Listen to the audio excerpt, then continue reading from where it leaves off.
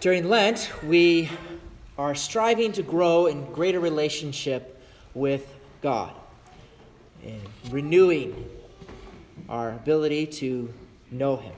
The last time I was here 2 weeks ago, it was before Lent started, but then I introduced a series of homilies that I was going to begin using, especially during Lent, teaching to help us understand the spiritual life a little better, how kind of God may speak to us through thoughts, desires that may go on within us. It was called the Rules for the Discernment of Spirits by St. Ignatius of Loyola. So how do we pay attention to what might be coming from what he calls the good spirit, which is God, Jesus, the Holy Spirit, or what may be coming from the enemy, which is the bad spirit, Satan, his lies, temptations, the desires that may come in us that may draw us away from God. Through his rules, we want to know and recognize if something's from the enemy, to reject it. But if something's from God, to accept it and try to follow Him.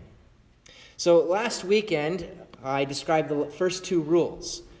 So since I wasn't here, if you didn't hear that, you can go on our website and you can find my previous homilies. I record them.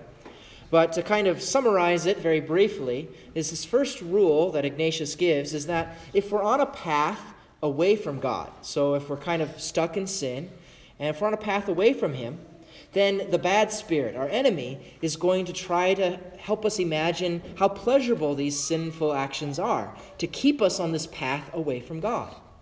Whereas God, the good spirit, He wants us to come back to Him.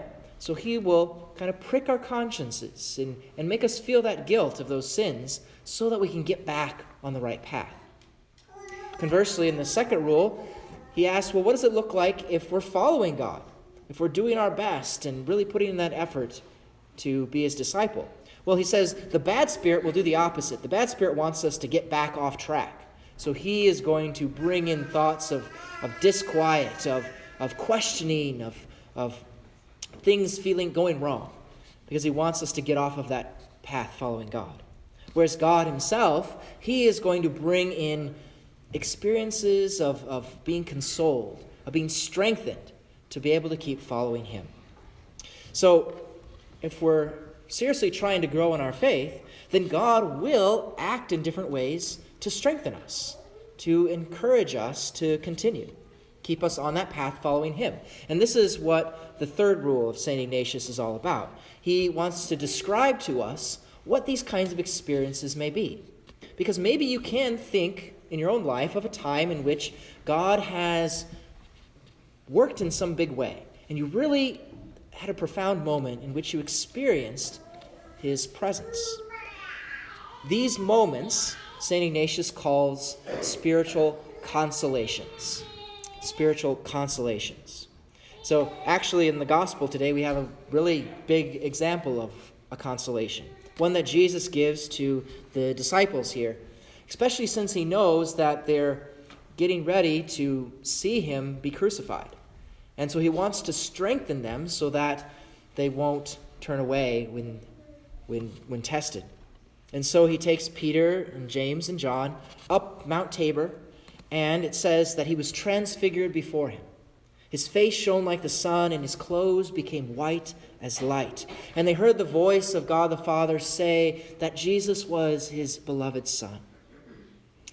Jesus, who most of the time when He walked on earth looked just like us, He was a man, at this point He's showing forth the reality that He's also God. His glory is shown visibly to the apostles so that they can be strengthened to know that even though He's being crucified, He still is the Son of God. And Peter is so deeply moved that he doesn't want to leave. He wants to set up the tents, stay a while. So this moment of transfiguration is a very clear kind of spiritual consolation. Though in our own lives we might not have that kind of experience of a transfiguration, but it doesn't mean that God doesn't want us to have something like that, or that we never have had one. I think oftentimes, and was the case in my life, that we may not recognize for sure when it actually is God, because sometimes these are very, very gentle. So in his third rule, Ignatius describes what these can look like. And so he goes through a number of examples. And the first one he says is that, I call it consolation when some interior movement of the soul is caused, through which the soul comes to be inflamed with love for its Creator.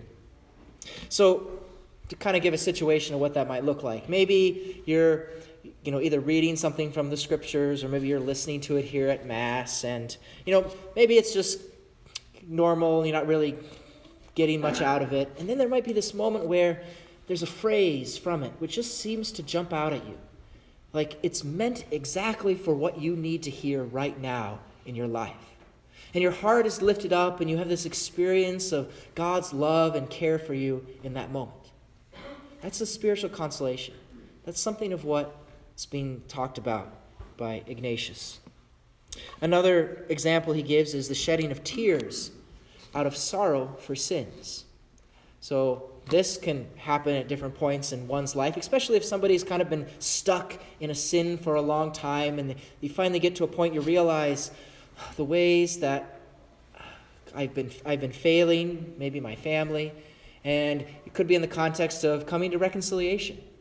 As you're preparing, tears come to your eyes with sorrow for sins as you're telling Father what they are. And then, as the representative of Jesus, Father brings God's consolation and peace to you through offering forgiveness, through the words of absolution. And those tears of sorrow for sin, they transform into the great joy of receiving God's forgiveness. It's an experience that many people have in that sacrament.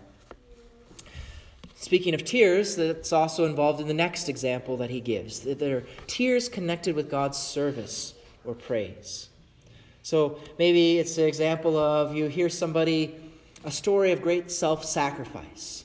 And it's such a moving story that tears are brought to your eyes as to, wow, this is an example of the kind of love that we are called to live out. And I would like to imitate that too.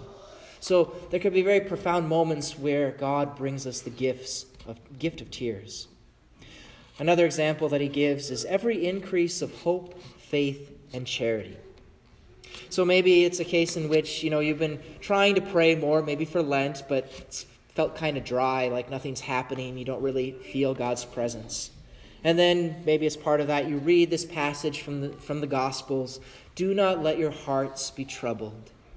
And your heart feels gently uplifted, and you recognize God's presence. There's a greater hope grows within you for following him.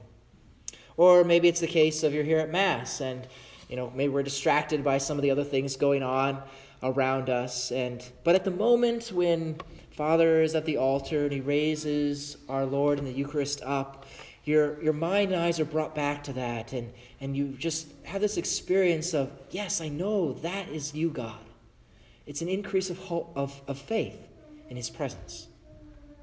Another example Ignatius gives is all interior joy and attraction to heavenly things. So maybe you've decided to do something, maybe for Lent again, and wanted to be involved in like a group Bible study or a small group, and you've been sharing spiritual experiences and talking about the faith, and there's just this greater renewed excitement within you. You're attracted to these spiritual things. That is an experience of a kind of consolation. And the final example that he gives is a quieting of the soul, giving it peace. So maybe it's in the midst of a number of things, maybe that seem to be going wrong, a lot of struggles in the family at this time, difficult things. You cry out to God in your need, and maybe nothing seems to happen at that moment. But then maybe later on in the day, it could be a word somebody else says, or just a thought that comes up to our mind of maybe something that we've read. And there's just this interior sense of everything's going to be okay. There's just this peace that even though maybe the circumstances around you haven't changed, that God is taking care of us. He's taking care of things. These are all just a few examples of what spiritual consolations can be like. these uplifting movements within the heart on our level of relationship with God. They can vary widely. Some of them can be pretty intense, very profound, and others can be quite gentle and subtle. They can last a brief moment or even longer periods of time. But since it's God himself who's giving these to us, we can't make them happen in ourselves. We can't really predict exactly the way they will come, when they will come, what they will look like. A final example of that might be from the life of St. Therese. St. Therese was a Carmelite sister, and one day she was walking in the garden with one of her fellow sisters, and they happened to be looking at the chickens that were there, and she just saw the beautiful image of the baby chicks were huddled underneath the mother hen's wings. Beautiful, just kind of scene from nature. But then as she was looking at this, a thought just arose in her mind. This is an image of God that is in the Scriptures, that God desires to gather us under his wings. And suddenly this kind of overwhelming experience of love and tears came to her eyes, and realizing that this image before her is the way God has treated her throughout her life. She went through a number of difficult things. Her mother died when she was really young. She lost several siblings, and by this point in her life, her father has also passed away.